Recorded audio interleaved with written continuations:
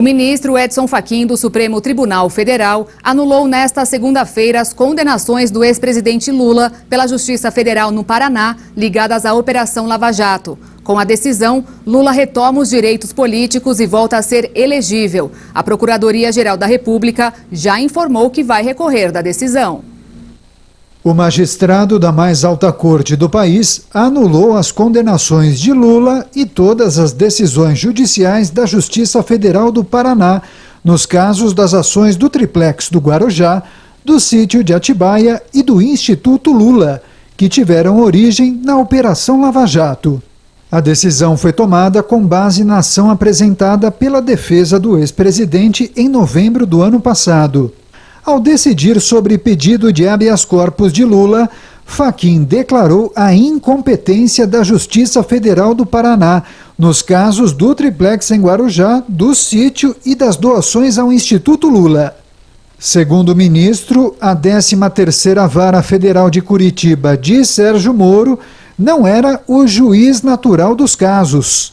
Agora, após a decisão de Fachin, as ações anuladas vão para a Justiça Federal do Distrito Federal, que irá avaliar se os atos realizados nesses processos podem ser reaproveitados.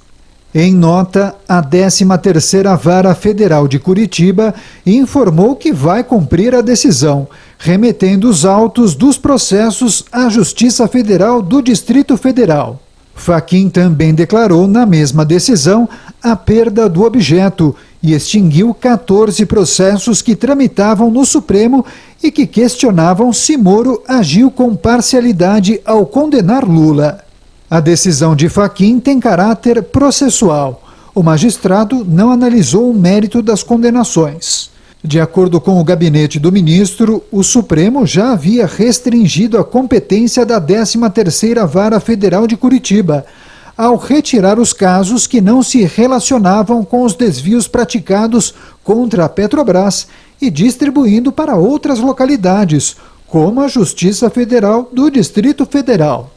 A decisão de Fachin, tomada de forma individual e sem debate com outros colegas de corte, atinge outros casos ligados ao ex-presidente Lula, como os habeas corpus que questionavam a suspeição do ex-juiz Sérgio Moro e procuradores da Força Tarefa do Paraná. Com a decisão, o ex-presidente volta a ser ficha limpa e está livre para ser candidato nas eleições presidenciais de 2022. Mas tudo vai depender do andamento de outras ações em que ele é réu ou investigado, além da posição dos colegas de corte de Fachin, que poderão reverter a situação.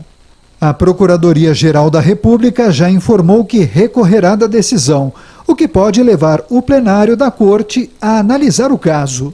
A decisão monocrática do ministro Fachin não é uma decisão final. Está sujeita a recurso, portanto, ao exame dos demais ministros, seja na segunda turma, seja no plenário do STF. Mas uma coisa é importante: hoje, dia da decisão, o Lula voltou a ser ficha limpa. O que é que disse o ministro Fachin? Todos os atos decisórios dos processos que envolvem o Triplex, envolvem o Sítio de Atibaia e envolvem o Instituto Lula estão anuladas. Os atos decisórios estão anulados. E ainda disse mais o ministro Fachin, desde a denúncia. Dá a entender que desde o início do processo, desde o primeiro ato processual, que é o recebimento da denúncia. Embora, em algum momento, ele fale também que os atos de instrução, os atos instrutórios, podem ou não ser aproveitados, dependendo da decisão da nova Vara da Justiça Federal em Brasília. Isso significa que haverá nova disputa, verdadeira disputa jurídica em torno dessa decisão. Se ela prevalece ou não prevalece e o alcance dela, se os atos decisórios de instrução vão ser aproveitados ou não. Em princípio, parece uma incoerência. Se a 13ª Vara de Curitiba é incompetente para julgar o processo, decidir o processo desde a denúncia, não haveria por que a manutenção dos atos decisórios sobre a instrução. Então, são algumas incoerências e algumas dúvidas que esta decisão do ministro Fachin trouxe que vão precisar ser respondidas. E aí isso tudo vai levar a uma batalha jurídica que não vai ser rápida.